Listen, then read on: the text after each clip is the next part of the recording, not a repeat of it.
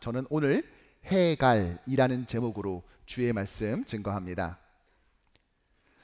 제가 선교를 하느라 이제 멕시코를 방문하게 되는데요. 그때마다 깜짝 놀라는 게 있어요. 바로 엄청난 콜라 사랑입니다. 아는 것처럼 멕시코는 날씨가 좀 매우 무덥거든요. 그러니까 목이 마르겠죠. 우리 같으면은 물을 마실 그 순간 그곳 분들은요 콜라를 드시는 거예요. 제가 그 사이즈를 보고도 굉장히 놀랐는데요. 사실 미국에 왔을 때도 놀랬거든요. 한국에서는 그런 탄산음료 콜라를 마실 때 보통은 1.5리터 페트병에 들어있는데 미국에 왔더니 2리터 병에 들어가 있는 거예요. 야, 저 미국은 다 그러구나 막 이렇게 놀랐는데, 와, 웬걸요? 멕시코를 갔더니 3리터인 것입니다. 사진을 보여주실까요? 예, 저렇게 3리터. 그 앞에 있는 사진을 보여주시면은 제가 제 핸드폰에 이렇게 맞춰봤어요. 올해 1월에도 선교지 멕시코 우리 교회 그 멕시코 효신교회를 방문해서 예배를 드리고 끝나고 성도들과 교제를 하는데, 이제 타코를 이제 먹으려고 준비하는 과정 속에 음료수를 갖고 왔다고 어떤 성도님이 두 페트병을 꺼냈는데 3리터, 3리터 합쳐서 6리터의 콜라를 딱 펼치는데, 와, 정말 그게 다 마시시더라고요. 다 이제 같이 나누어서 마시더라고요. 저렇게 큰 병이었습니다. 그런데 콜라는 물과 좀 다르잖아요.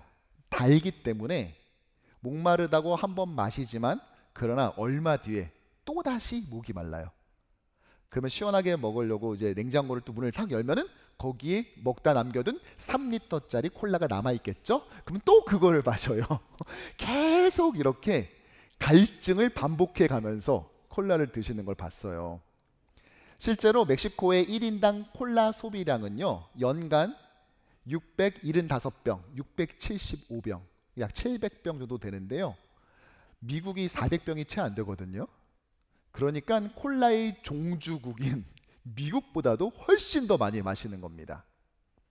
사실 이렇게 된 이유가 있습니다. 먼저는 마시는 물이 콜라보다 깨끗하지 않기 때문이에요. 낙후한 위생시설과 정수시설의 부족으로 인해서 지하수에 녹아있는 이런 불순물이나 석회질을 다 걸러내지 못하니까, 아예 이 작업이 끝난 그냥 콜라를 사 마시자는 거죠. 그리고 어떠한 기간에는, 또 어떤 지역에서는요 물보다 콜라가 더 싸요. 그러니까 같은 가격이면은 그 톡 쏘는 청량감을 주는 콜라를 선택하는 거죠. 그 결과 멕시코는 인구 1억 명이 넘는 나라들 중에서 가장 많은 비만 인구와 또 당뇨병 환자, 교회적 표현을 쓰면 당회원이라고 하죠. 당뇨약을 먹는 사람들의 모임, 당회원. 당회원들을 보유하고 있는 나라가 되었습니다. 20세 이상 성인 10명 중에 7명이요 과체중 또는 비만이래요. 그리고 그 주범을 콜라를 비롯한 탄산 음료를 뽑고 있지요. 갈증을 해결하고자 마셨는데 오히려 갈증을 유발하고 또 이 악순환을 반복하는 이 모습을 보면서 저는 오늘 느헤미야 8장의 말씀이 떠올랐습니다. 오늘 이 8장은요 7장 넘겼더니 8장 나왔다, 이 정도의 수준이 아닙니다. 느헤미야를 크게 두 부분으로 나누어 보자면 1장부터 7장까지는 보여주실까요? 바로 성벽 재건을, 그리고 8장부터 13장까지는 영적 재건을 다루고 있기 때문이죠. 즉 오늘부터 우리가 살펴볼 내용은요 영적 재건을 어떻게 이루어 가냐 하는 것을 보게 될 것입니다. 사실 제가 올해 어떤 말씀으로 강해를 할까 고민하다가 느헤미야를 선택한 이유가 있어요. 작년에 여호수아 시리즈를 상반기 동안 26주에 걸쳐 살펴봤잖아요. 올해도 이 구약의 역사서를 좀 함께 나누었으면 좋겠다라고 생각을 했는데, 만일 제가 성전 건축을 만약에 내용을 다룬다면, 그것도 공교롭게 올해 창립 40주년이잖아요. 창립 40주년에 성전 건축을 다룬다? 이거 우리 목사님 이거 건축하겠다고 하는 거 아니야? 라고 여러분들이 놀라실까봐 제가 성전 건축이 아니라 성벽 건축을 다루고 있는 느헤미야서를 선택을 했어요. 사실 지난주까지 살펴본 것처럼 52일 만에 성벽을 완성했지요.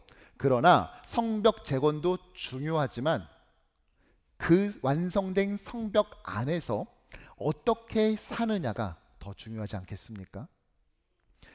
만일 정말 힘들게 돈을 모으고 어렵게 비자 받아서 유학을 보내놨더니 정작 미국 가서는 하라는 공부는 안 하고 나쁜 친구들과 사귀고 어울려 다니면서 마약이나 하고, 여러분 이러면 어떻겠어요? 미국 가는 것도 중요하지만 그곳에서 어떻게 살아가느냐가 정말로 중요한 것이죠. 오늘 그런 면에서 성벽 재건을 마치고 난 다음에 이제 영적 재건을 이루어야 될 백성들이 느꼈었던 하나의 현상이 있었는데, 그것은 바로 갈증이었습니다. 갈증. 목이 말라 물을 마시고 싶어하는 느낌 말이지요.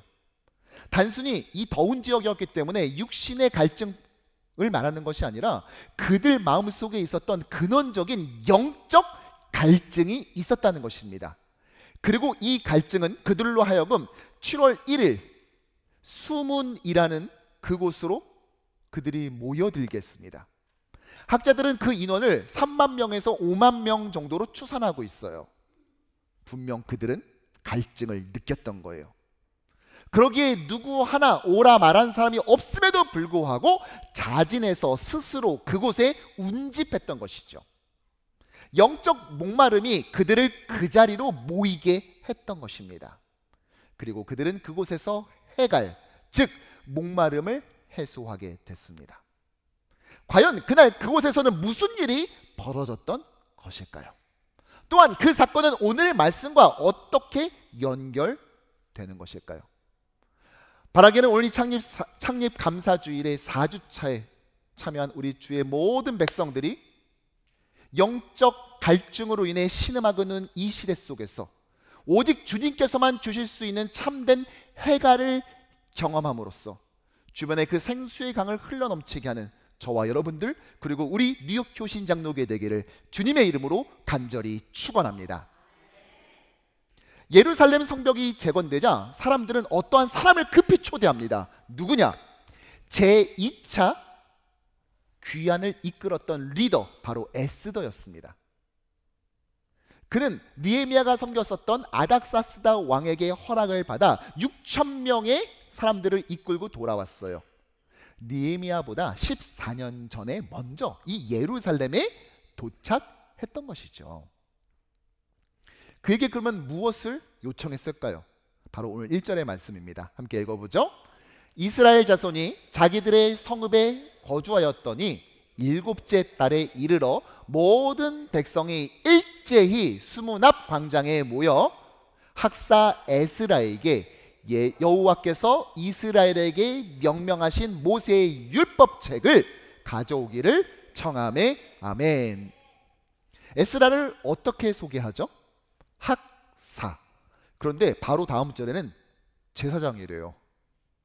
그러면 에스라는 제사장인 거예요? 학사인 거예요? 네, 둘 다입니다. 그는 먼저 학사, 즉 하나님의 말씀을 연구하고 가르쳤어요. 뿐만 아니라 그는 아론의 16대 손인 제사장이기도 했죠. 그런 그에게 백성은 무엇을 요청합니까? 모세의 율법책을, 모세의 오경 토라를 가져와 달라고 부탁합니다. 아니 본인 거일지 왜 남한테 가져오라 말아요? 네. 그 당시에는 한 명이 성경책 하나를 소유하던 시대가 아니에요. 이런 제사장에게 있는 성경을 낭독을 해주면은 그걸 다 같이 듣는 시대인 것이죠. 그러자 제사장 에스라가 진짜 율법책을 가지고 백성들 앞에 섭니다. 그럼 얼마나 오랫동안 이 말씀을 읽어 주었을까요? 오늘 그것에 대해서 3절에 이렇게 말을 하는데요. 시작. 수문 앞 광장에서 새벽부터 정오까지 남자나 여자나 알아들을 만한 모든 사람 앞에서 읽음에 뭇 백성이 그 율법책에 귀를 기울였는데. 아멘. 새벽부터 정오, 그러니까 약 5시간에서 6시간 정도를 이 모세오경을 읽었는데 다 못 읽어요. 시간 해보면, 실제로 해보면은요. 그래서 아마 그 중에 일부분을 읽었던 것으로 추정합니다. 한 가지 재밌는 것은요, 에스라가 말씀을 낭독하는데 그 장소를 매우 구체적으로 묘사한다는 거예요. 4절을 보면은요, 그때 학사 에스라가 특별히 지은 나무 강단에 서고, 특별히 지은 나무 강단, 이것을 보면요, 나무로 이렇게 망대처럼 높게 세운 강단이다라는 뜻이거든요. 아마도 성경에 등장하는 최초의 강대상이 아닐까 싶습니다. 오늘 여러분들 아마 처음 보는 강대상 여기 있을 거예요. 우리가 원래 있는 강대상이 또 있지만 이렇게 특별 예배를 드릴 때는 지금까지 보면대를 사용했잖아요. 근데 이거 안 되겠다. 그래서 좀 그래도 간단하게라도 이제 강대상이 좀 있어야 되겠다. 특별 예배용 강대상이 필요해서 주문을 했는데, 문제는 원래 다음 주에 배달 예정이었어요. 너무 아쉬웠어. 속으로 그래도 창립 감사 주간 이 4주간 하는 동안 왔었으면 좋았을 텐데, 근데 다 끝나고 온다고 하니까요. 근데요, 지난주에 미리 도착한 거 있죠. 제가 뉴욕 와서 이런 은혜로운 일은 처음 경험해봐서 굉장히 놀랐어요. 이거 우리 거 맞냐고 확인했냐고 제가 몇 번을 물어봤거든요. 다른 교회 거 온 건 줄 알고 우리 거 맞다는 거예요. 그래서 오늘 이렇게 우리 작지만 그래도 특별 예배용 강대상에서 처음으로 말씀을 선포하는데, 여러분 어떻습니까? 좋습니다. 네, 너무 이쁘죠? 예, 제가 솔직히 전율했어요. 소름이 쫙 돋았어요. 야, 특별히 지은 강단에서 에스라가 말씀을 전했다는 이 내용을 설교하는데, 이 특별히 주문한 나무 강대상이 딱 도착해 있으니까, 야, 우리 창립 40주년 예배를 우리만 기뻐하는 것이 아니라 하나님도 원하시는구나, 하나님도 은혜 주시겠구나, 와, 이런 생각이 드니까 소름이 싹 돌거든요. 여러분들도 그렇게 생각하시죠? 예. 특별히 이렇게 하나님께서 에스라를 통해 이스라엘 백성들에게 다시 한번 말씀이 선포되도록, 마치 과거 시내산 안에서 율법을 처음 받았을 때 백성 앞에 선포하고 또 그것을 통해 언약을 체결했듯, 이제 다시 돌아온 포로 생활을 마치고 돌아온 이 백성들과 다시 한번 시내산에서 했었던 율법의 선포를 반복함으로써 그들과 언약의 또 다른 체결, 재체결을 이루시는 이 영광스러운 장면을 우리는 바라보고 있는 것입니다. 바로 여기서부터가 영적 재건이라는 것이죠. 7장까지 있었던 성벽 재건은 벽돌로 쌓아 올렸지만, 이제부터 본격적으로 시작될 영적 재건, 이것은 바로 하나님의 말씀이 벽돌되어 한 장 한 장 쌓아 올리는 작업이 될 것입니다. 특별히 이 말씀 앞에서 우리는 과연 어떻게 해야 할 것인가? 말씀을 어떠한 것으로 인정하고 믿으며, 또한 말씀 앞에 어떠한 반응을 보이고 그 이후에 우리는 어떻게 이 말씀대로 살아갈 것인가를 오늘 세 가지로 살펴보고자 합니다. 먼저는 이것입니다. 먼저 함께 읽어보죠. 말씀을 구원의 생수로 믿는다라는 것입니다. 오늘 백성이 율법을 들려주세요 라고 하면서 뭐라고 표현하는지 주목해 볼까요? 바로 이것인데요, 여호와께서 이스라엘에게 명명하신 모세의 율법책. 단지 율법책이 아니라 여호와께서 이스라엘에게 명명하신 율법책. 율법, 벌써 법이 들어간다는 좀 딱딱한 느낌 아니에요? 그럼에도 불구하고 그들이 에스라를 청해 이것을 들었던 이유는 장래 희망이 판사이기 때문이 아니라, 평소에 이런 법 얘기 듣는 거 굉장히 좋아하기 때문이 아니라, MBTI가 J여서가 아니라 이것이 하나님의 말씀이기 때문인 것입니다. 그런데 이 말씀은 단순히 법만을 말하는 건 아니에요. 세상에서의 법은요, 법은 최소한의 상식이다. 그래서 가능하면 법 없이 사는 게 제일 좋아. 이렇게 가지만 하나님의 율법, 하나님의 말씀은 그런 것이 아니라고요. 이 율법, 하나님의 말씀은 무엇입니까? 우리에게 구원과 생명을 주는 것입니다. 오늘 에스라가 강단에서 말씀을 전하는 장면을 상상해 봐 주시겠어요?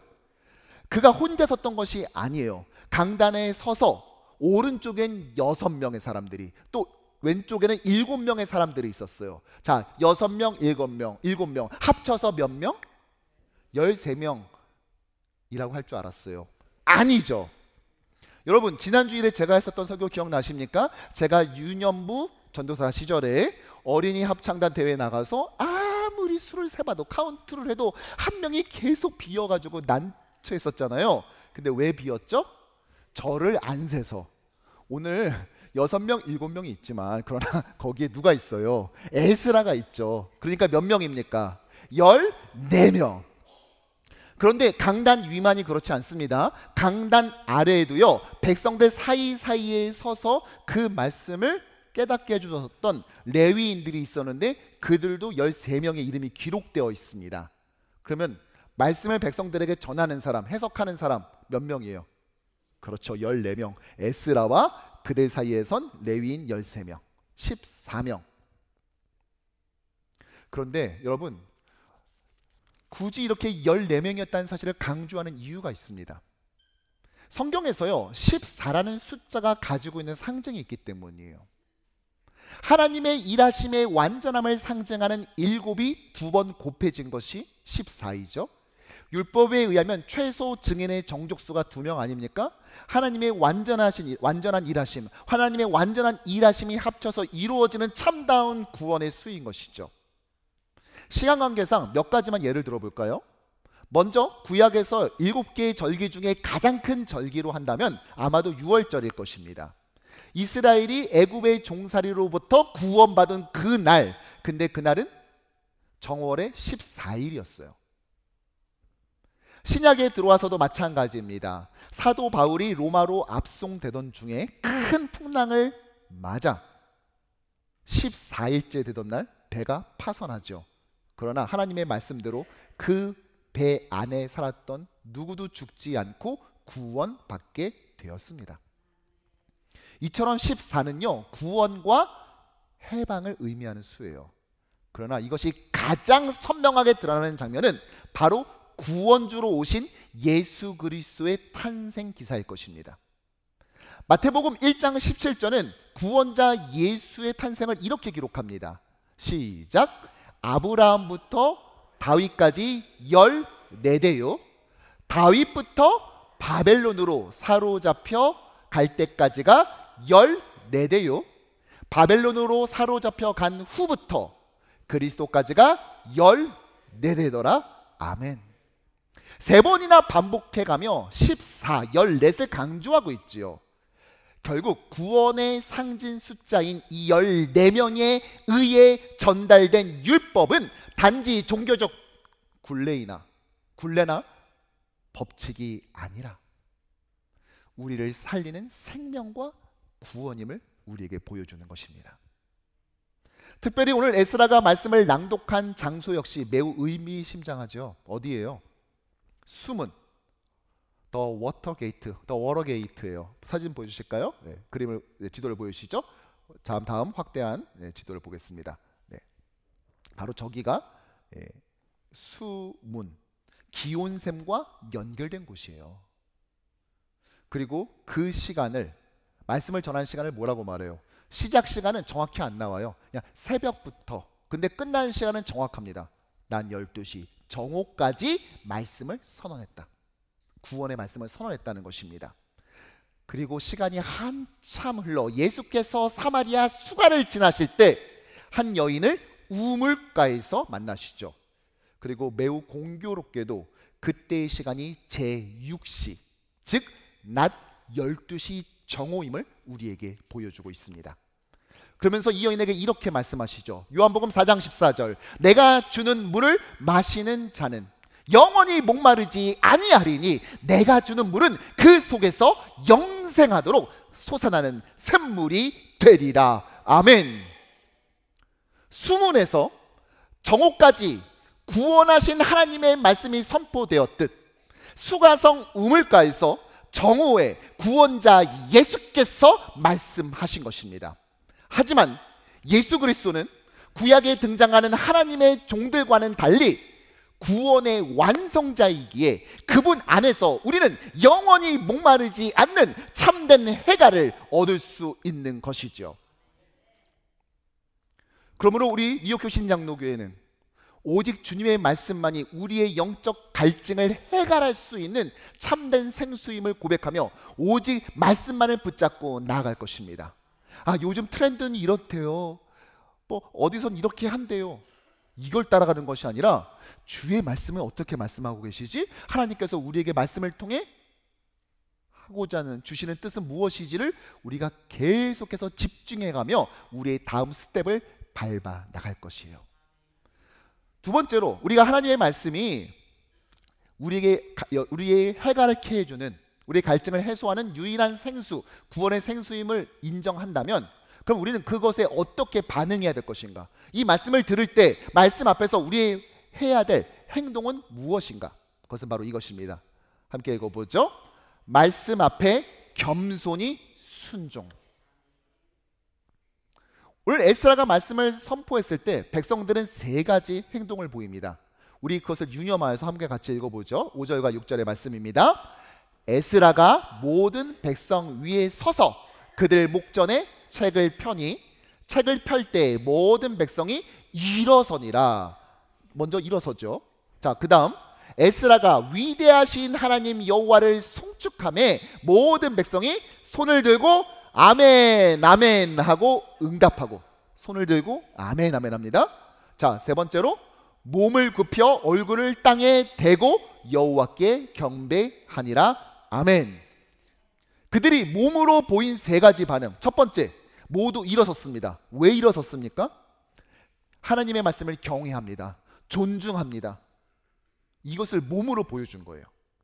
왜 우리가 법정에 가도요, 법정을 뭐 자주 가지 않으셨겠지만 법정을 가도 이렇게 판사가 들어오면 이렇게 일어서고 나갈 때 또 일어서고 뭐 이렇게 하지 않습니까? 마치 그런 것처럼 사실 판사라 개인이 아니라 그 법의 체계, 그 법의 권위를 인정하고 존중한다는 의미잖아요.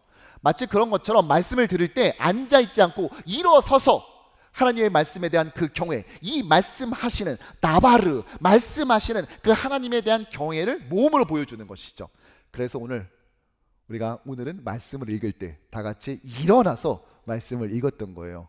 실제로 이렇게 하는 교회들이 또 있습니다.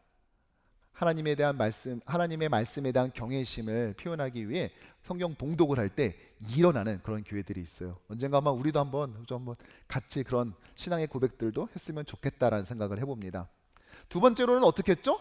하나님의 말씀을 존중합니다 이렇게 한 다음에 손을 들어 아멘 아멘. 무슨 말이에요? 그렇게 되길 원합니다. 주의 말씀이 맞습니다. 온전히 받아들이는 것이죠. 그리고 몸을 굽혀서 얼굴을 땅에 댑니다. 왜요? 종들이 하는 일을 하잖아요. 순종하겠다는 거예요. 즉 하나님의 말씀이 선포됐을 때 그 말씀을 존중하고 경외하고 또 그 말씀에 아멘으로 반응하며 그것을 흡수할 뿐만이 아니라 그 말씀대로 실제로 실천하겠다는 순종을 결단하는 것입니다. 저는 이 말씀을 보면서요 주목됐던 게 뭔지 아세요? 느헤미야의 동선이에요. 느헤미야는 도대체 어디 있는 거야? 한참 찾아봤어요. 레위인은 아니니까 백성들 사이에서 외친 자의 명단은 없으니까 강단 위에는 있겠지라고 생각을 했는데 없는 거예요. 무슨 말이죠? 백성들 사이에 서서 말씀을 듣는 그 자리에 있었던 것입니다. 그는 총독으로서 3차 귀환을 이끌었고 140년간 폐허로 방치되었던 예루살렘 성벽을 불과 52일 만에 재건했지만 그럼에도 불구하고 그는 그 후에 평신도로서 겸손하게 자신의 위치를 지켰던 것이죠. 그는 말씀 앞에 겸손했습니다. 왜요? 그 역시 말씀에 대한 갈증과 갈급함을 가지고 있었기 때문이죠. 아니 목사님이 그걸 어떻게 아세요? 네, 여러분 성경을 보면은요 오늘 본문을 읽은 1절부터 12절까지만 무려 7번 반복되는 단어가 있는데 모든 백성. 그런데 5절과 6절만 해도 에스라가 모든 백성 앞에 말씀을 폈고 그러자 모든 백성이 일어나서 경외감을 표시하고 모든 백성이 손을 들고 아멘 아멘 외쳤어요. 그리고 그 안엔 당연히 그 모든 백성 안에는 느헤미야가 있었던 것이죠. 즉 그는 총독이지만 평신도로서 말씀을 듣는 자리에 있을 때는 언제나 겸손하게 자신의 자리에서 아멘 아멘 하며 자신의 머리를 땅에 대고 굽히며 순종을 결단했던 참다운 신앙의 모습을 가졌던 자인 것이죠. 저는 그런 면에서요, 우리 뉴욕 교신 장로교가 참 자랑스럽습니다. 한국에 계신 선배 목사님들이 가끔 연락하면서 이런 말씀하세요. 김 목사 설교를 듣다 보니까 성도들이 아멘 아멘 하는 소리가 그렇게 들린대요. 그리고 때로는 막 같이 막 웃고 막 호흡하는 게 들린대요. 와, 그러면서 참 김 목사는 행복하게 목회하는 것 같아 라고 말씀을 하시더라고요. 네, 전 진짜 말씀을 전하는 순간 너무 행복해요. 그래서 내가 왜 이런 행복감을 누릴 수 있지? 내가 도대체 뭘 했다고? 그래서 제가 항상 떠올리는 것은 항상 성도들 앞에 신실하고 정직하게 목회했던 저희 아버지의, 하나님의 목회로 보여준 아버지의 선택과 일주일에 3번을 철야기도 하시면서 아들 목사를 위해서 눈물로 기도하는 그 어머니의 기도가 항상 떠올라요. 어버이 주일을 앞두면서 이제 부모님께 비록 찾아뵙지 못하니까 뭐 자그마한 마음의 선물을 전달하면서도 제가 차마 쑥스러워서 말로 차만 내뱉지 못했지만 아마 이 설교를 들으실 텐데, 저는 이 강단에 설 때마다 내가 뿌리지 않는 것을 먹는구나 라는 생각이 들 때가 있어요. 이 순간이 그만큼 행복해요.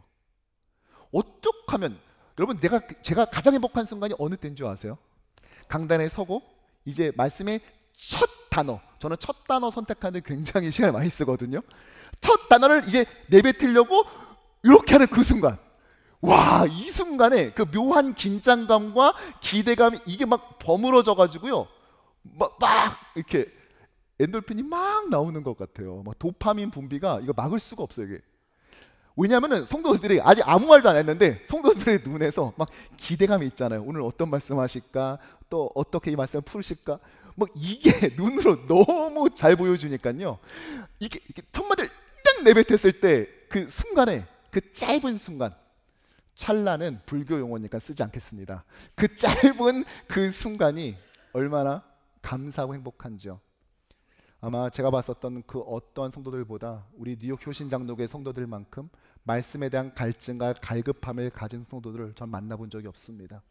그러기에 말씀을 준비하느라 세우는 그 밤이 저에게 절대 억울하지 않고요, 말씀과 씨름하느라고 때로는 밥도 못 챙겨 먹고 가족들과 보내는 그 시간을 희생할 때도 있지만, 그러나 말씀을 전할 때마다 그 모든 것들을 보상받는 느낌이 들어요.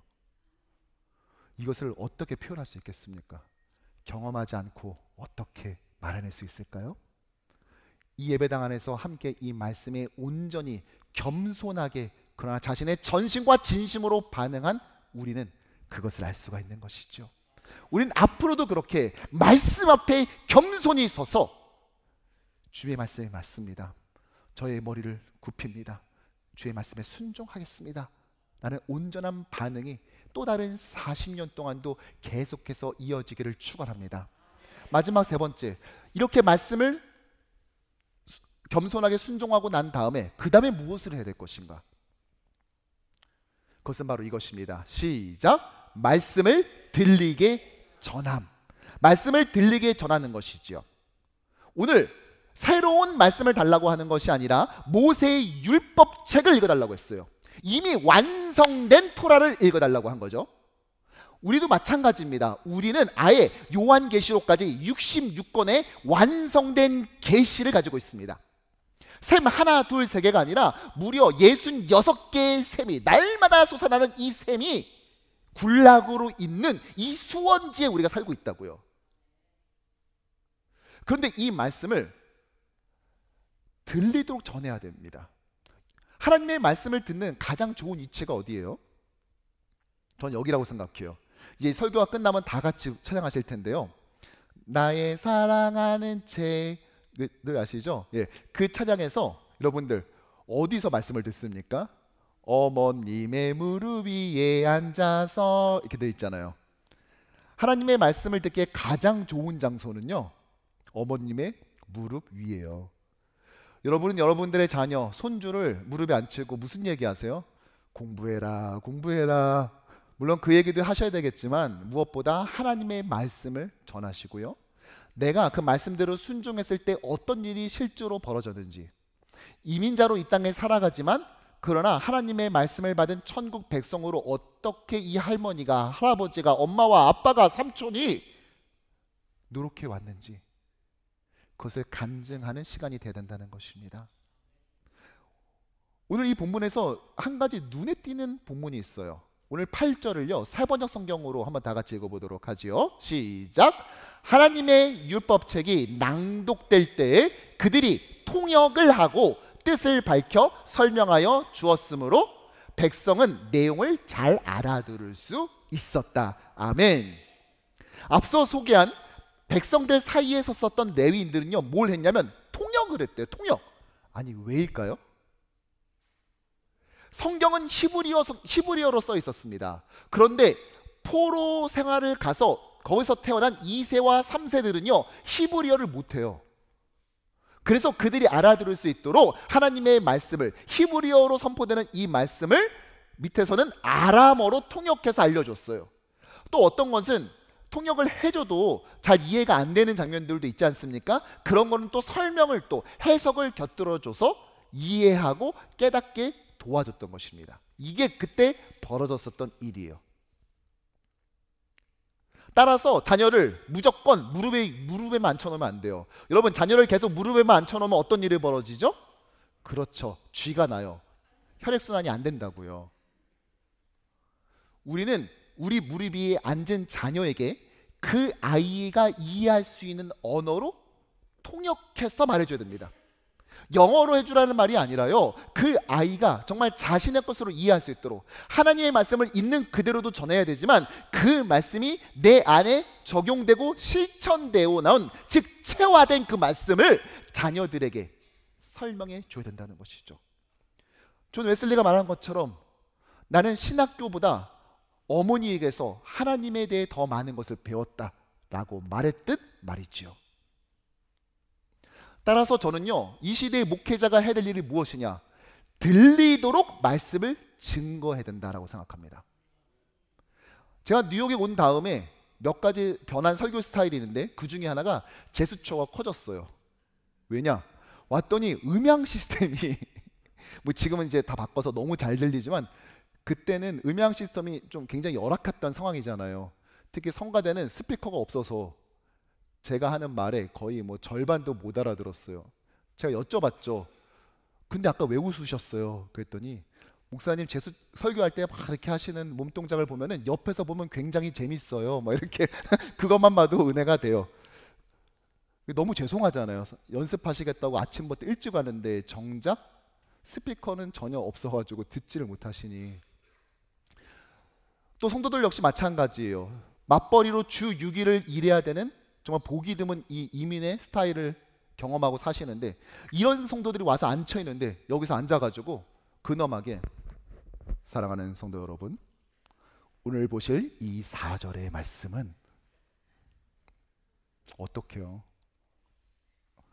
어떻게든 이게 들리도록 하나님의 말씀이 들어갈 수 있도록 그들에게 이해되고 와 이것이 나에게 필요한 것이구나 라고 느껴지도록 온몸을 다해 아니 무슨 짓이든지 하나님의 말씀을 전하기 위해서 해야 될 것 아닙니까? 저는 그래서 저를 비롯한 우리 모든 사역자들이 성도들을 신방하고 또 상담하고 만나고 함으로써 주일학교는 주일학교에 맞게, 어른 세대는 어른 세대에 맞게, EM 공동체는 EM에 맞게, 청년 세대는 청년 세대에 맞게 전하는 이 노력을 쉬지 않고 끊임없이 해나가야 된다 확신합니다. 그 일환 중에 하나로 우리 초등부 아이들 지난번 부활절 때 보니까요 우리 교육관 지하에 있는 그 썬큰 가든을 깜짝 놀랐습니다. 아니 그곳에 있었던 인디언 텐트는 어디 갔고 그곳이 그냥 커다란 동굴 무덤이 되어가지고요 그 동굴 무덤의 그 문을 굴리고 부활하신 예수님 그 장면을 정말 실감나게 표현을 했더라고요. 우리 뉴욕 신장로교회 아이들은요 예수님의 부활이 현장에 있는 것 같은 그런 착각을 불러일으킬 것 같아요. 또 몇 주 전에 켄터키에 있는 아크 인카운터 이 노아의 방주 방문하면서 아이들이 성경을 보다 더 재미있고 입체적으로 그들의 언어로 들리게끔 배우게 되었죠. 이제 어버이주를 맞이하면서 제가 고민해봤어요. 어떻게 하면 또 어른 세대에 맞게 실버 세대에 맞게 하나님의 말씀이 들리도록 할 수 있을까? 그러다가 여기서 한 3시간쯤 떨어진 펜실베니아 랭캐스터에 기독교 뮤지컬 전용 극장이 있습니다. 지금 다니엘이라는 그 작품을 지금 하고 있는데요. 이것이 단순히 구약의 이야기를 풀어내는 것뿐만이 아니라 이 다니엘서 이 다니엘서가 말하는 궁극적으로 오실 인자, 하나님의 아들, 구원자, 왕으로 오실 그분 예수 그리스도가 어떻게 오실지에 대한 그것을 연결해서, 그래서 신학적으로도 굉장히 탁월하게 잘 짜였다고 하더라고요. 그래서 요즘 큰 호응을 얻고 있는데, 야, 여기를 좀 한번 어르신들을 모시고 가야 되겠다라고 해서 어제 저녁에 우리 장로님들과 함께 급히 상의해가지고 이제 오늘부터 이제 접수를 받습니다. 65세 이상 되시는 분들 먼저 빨리 등록을 해주시고요. 이제 64세 이하 되시는 분들도 대기자 명단이 있으니까요. 거기다 미리 쓰시면은요, 자리가 있는 한에서 최대한 같이 해서 5월 30일 목요일 날 함께 가서 들리는 또 보이는 그런 말씀을 통하여 우리가 더욱더 굳게 말씀을 붙잡으려고 해요.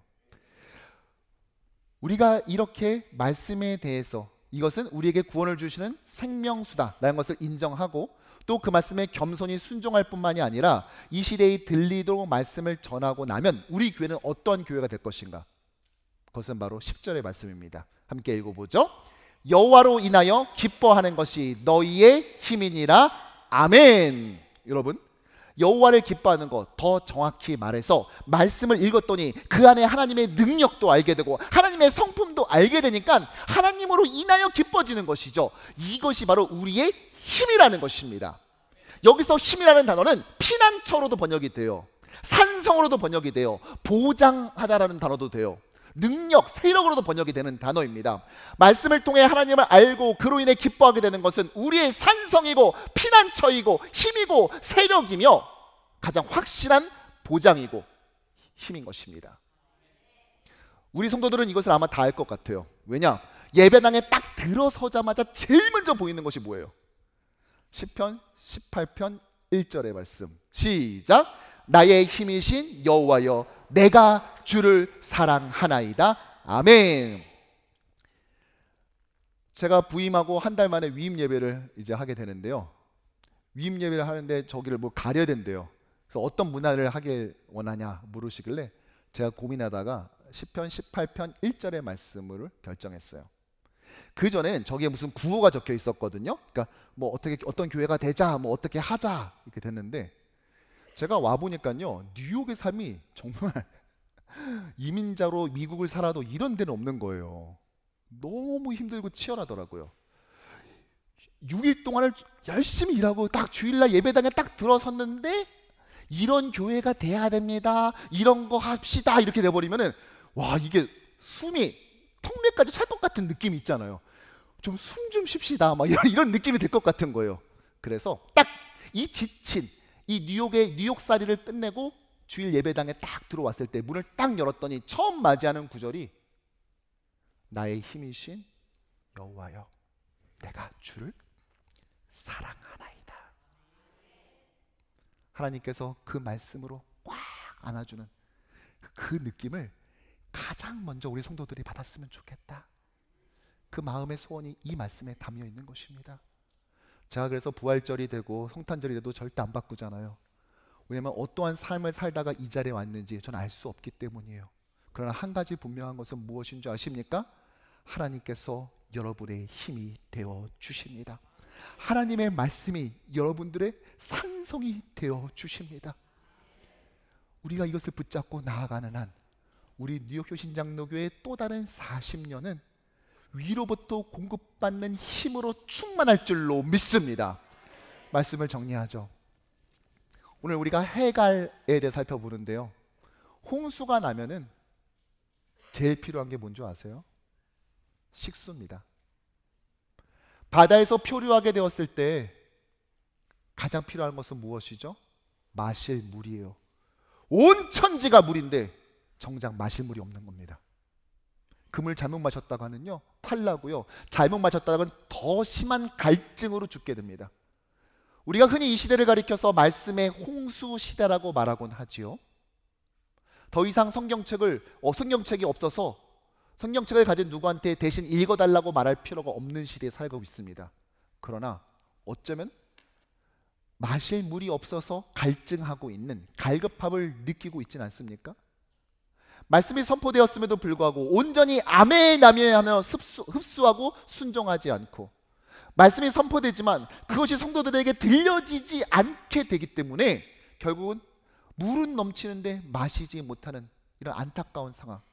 저는 우리 뉴욕 효신장로교회는 이러한 상황 속에서 주께서 주시는 참다운 그 생수를 받아 누림으로 언제나 이 해갈을 경험하는, 아니 정말 내가 마신 물이 넘쳐서 다른 사람들에게도 그 물을 대주는 그 수원이 되고 수로가 되는 역할을 감당하기를 축원합니다.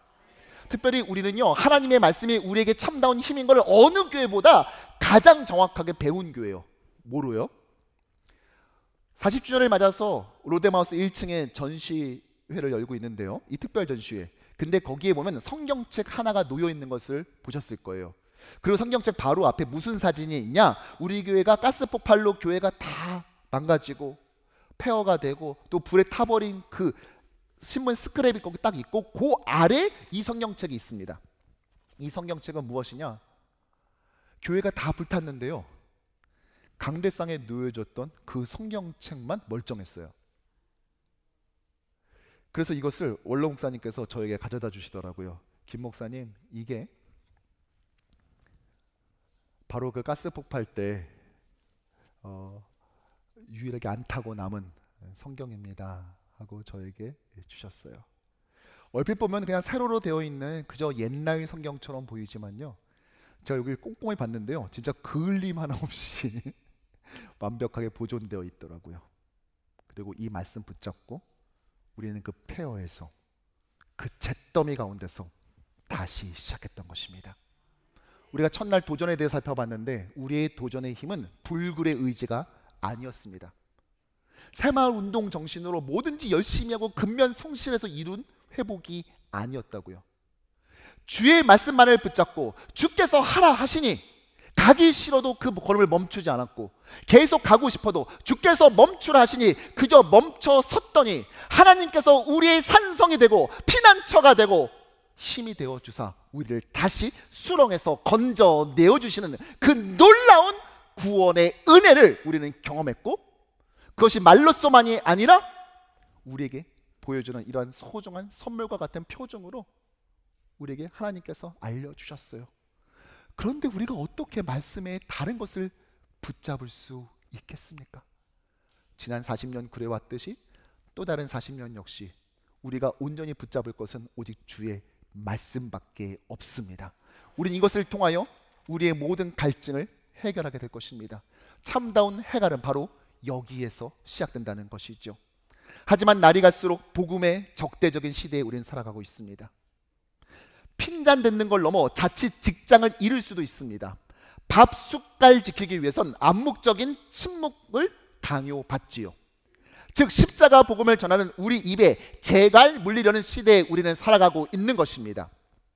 하지만 우리는 굴하지 않고 입을 열어 쩌렁쩌렁 말씀을 선포할 것입니다. 수만 명의 사람들이 곳곳에서, 수만 명의 운집했던 사람들 곳곳에서 외쳤던 그 레위인들처럼 우리는 세상을 향해 계속해서 외칠 것입니다. 하지만 우리는 결코 없어지거나 사라지지 않고 견고히 서게 될 것입니다. 왜냐하면 여호와를 기뻐하는 것, 하나님의 말씀 속에서 그분의 성품과 능력을 발견함으로써 그분으로 인하여 기뻐했을 때 우리는 그것이 바로 하나님께서 우리에게 허락하시는 참다운 힘이요 보호하는 산성이자 탄탄히 보장해주는 보험이고 가장 강력한 세력이 될 줄로 확신하기 때문입니다. 바라기는 우리에게 허락하신 또 다른 40년을 시작하면서 다른 것을 붙잡는 것이 아닌 오직 성경을 단단히 붙잡되 성경이 우리를 단단히 붙잡을 때까지 쉬지 않고 그 안에서 구원과 생명의 생수를 통하여 해갈을 경험하고 그 후에 우리 주변에 그 생명의 말씀을 흘려보내는 참다운 생명 공동체 되기를 주님의 이름으로 간절히 축원합니다.